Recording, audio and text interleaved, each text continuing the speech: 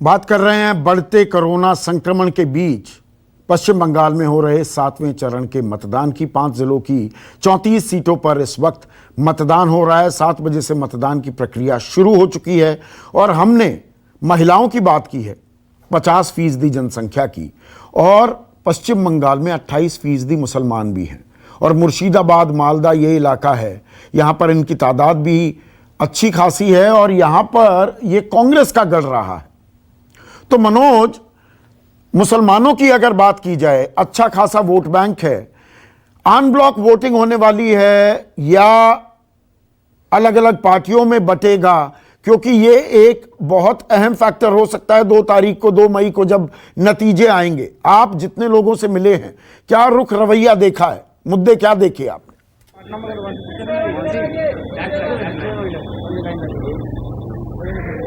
जी संदीप, देखिए बिल्कुल आपने कहा, जिस तरह से हम लोग 6 चरण के चुनाव देख रहे थे और लगातार आप चर्चा भी कर रहे थे कि 4 जो एम का बहुत बड़ा फैक्टर है, और जाहिर सी बात है अब एम का जो फैक्टर है साफ तौर पे आज जो चुनाव हो रहा है, जबकि हम 7वें चरण में आज बात कर रहे हैं, यहाँ पे एम फैक्टर बहुत बड़ा काम कर रहा है। क्योंकि देखिए आप हम मालदा की बात करें और मुर्शिदाबाद और बर्धमान में जिस तरह से देखें, और कोलकाता के ऐसे जो 4 सीटें हैं यहाँ पे, यदि कोलकाता हम पोर्ट की बात करें तो यहाँ पे बेसिकली जो मुस्लिम जो समुदाय के लोग हैं, कहीं ना कहीं उन्हीं का दबदबा है और ये एम फैक्टर बहुत बड़ा काम कर रहा है। दूसरा, जैसे आप चर्चा कर रहे थे, लगातार जो एम फैक्टर महिलाओं का जो है, और करीब इसी देखिए जो 34 आज सीटों पे मतदान हो रहा है, करीब महिला उम्मीदवारों की सबसे संख्या इस पे यहाँ पे साफ तौर पे आज ज्यादा है। तो जाहिर सी बात है महिला जो यहाँ पे वोटर है वो भी लगातार बढ़ चढ़ के हिस्सा ले रहे हैं। और लगातार हम देखें कि जितनी महिलाएं हैं, सुबह से महिलाओं की लंबी कतारें थी, महिलाएं यहाँ पोलिंग बूथ पे पहुंच रही थी। और जिस तरह से देखें कि सबसे बड़ा जो संदीप पश्चिम बंगाल में लगातार जो कोरोना संक्रमित हो रहे हैं, कहीं न कहीं 2 उम्मीदवारों को कोरोना से जो मुर्शिदाबाद में देखें आप, उनकी मौत भी हो चुकी है और 36 सीट पे चुनाव होना था। इसकी वजह से अब 2 सीटें हैं जो 16 मई को यहाँ पे बंगाल में चुनाव होगा।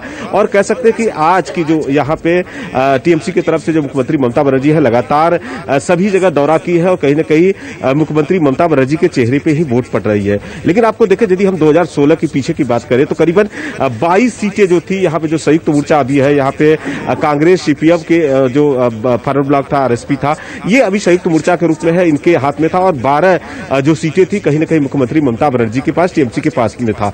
जाहिर सी बात है समीकरण बदला है 2019 में। जिस तरह से पश्चिम बंगाल में बीजेपी का जनादेश बढ़ा है, पंचायत चुनाव के धीरे धीरे कहीं ना कहीं समीकरण को बदला गया है। लेकिन अब देखा जाए जो 7वें चरण का जिस तरह से आप चर्चा कर रहे हैं, मुस्लिम बहुत बड़ा फैक्टर काम करता है और कहीं न कहीं ये जो वोट है बटेगा और संयुक्त मोर्चा भी एक बड़े यहाँ रूप में उभरने की चांसेस है। क्योंकि यहाँ पे देखें, हम जहाँ लगातार यदि हम भवानीपुर की बात करें और राजबिहारी की बात करें, यहाँ पे जिस तरह से कोलकाता पोर्ट की बात करें और बालीगंज की जो 4 विधानसभा है कोलकाता की है, तो यहाँ पे भी कहीं न कहीं मुस्लिम फैक्टर जो है बहुत बड़ा काम कर रहा है। और जाहिर सी बात हम दिखाएंगे कि यहाँ पे जिस तरह से देखें कोरोना के चलते, प्रोटोकॉल के चलते यहाँ पे लोगों में किस तरह से डिस्टेंसिंग है, लोग लगातार दूर दूर खड़े हैं, अपने मत का प्रयोग कर रहे हैं और कहीं न कहीं लोगों के मन में डर है। देखिए जिस तरह से यहाँ कोरोना के जो पॉजिटिव केसेस आ रहे हैं, लगातार लोगों में भय बना हुआ। करीबन देखें कि 2 लोग जहां चेकिंग हो रहा है और कल देर रात तक उसमें 1 लोग पॉजिटिव पाए जा रहे हैं। दादा क्या कहेंगे, आज चुनाव हो रहा है, क्या है बंगाल में? जिस तरह से कोलकाता की बात करें,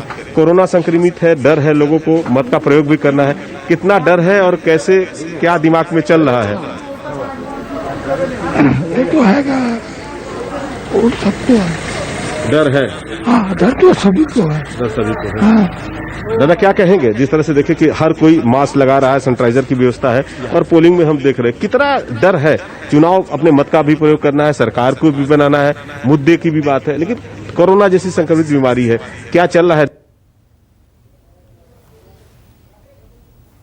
तो ये दक्षिण कोलकाता की आपको तस्वीरें दिखा रहे थे। 2 एम की हमने बात की। एक छोटा सा कमेंट चाहूंगा राजीव आपसे, 2 और एम बच गए, मोदी और ममता। और ये चुनाव चेहरों की अगर बात करें, बीजेपी बनाम तृणमूल, ये सीधी लड़ाई दिख रही है इस बार पश्चिम बंगाल में।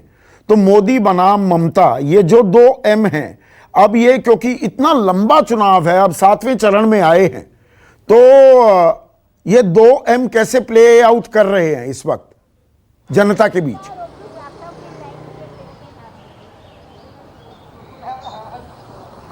देखिए संदीप, इस पर बात करने से पहले मैं आपको एक जानकारी और दे दूं कि अभी तक जो मतदान हुआ है उसमें 4 जगह जो मतदान हो रहा है, मुर्शिदाबाद और मालदा, बर्धमान और कलकत्ता, तो सबसे कम मतदान प्रतिशत कोलकाता की 4 विधानसभा सीटों का है। शायद कोरोना का असर है ये, और अगर कम मतदान पड़ रहा है तो फिर किसका नुकसान है और किसका फ़ायदा है। अब बात आती है कि ममता बनर्जी और मोदी का चेहरा।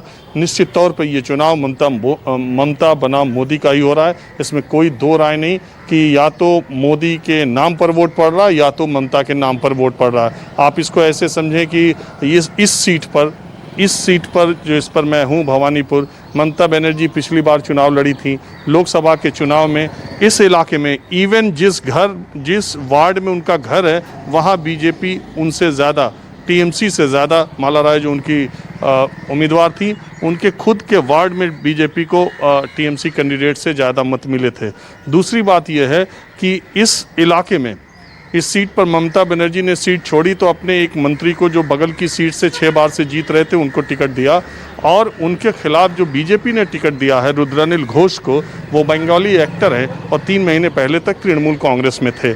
तो जाहिर सी बात है कि पार्टी संगठन या अपनी निष्ठा के से वो कोई चुनाव नहीं लड़ रहे हैं। जो आदमी 3 महीने पहले तक ममता बनर्जी के पक्ष में नारे लगाता था, आज उनकी पार्टी के खिलाफ उन्हीं के घर वाली सीट से चुनाव लड़ रहा है, तो वो सिर्फ और सिर्फ प्रधानमंत्री नरेंद्र मोदी के चेहरे के बलबूते पर लड़ रहा है। सिर्फ एक ताकत उसके पास है।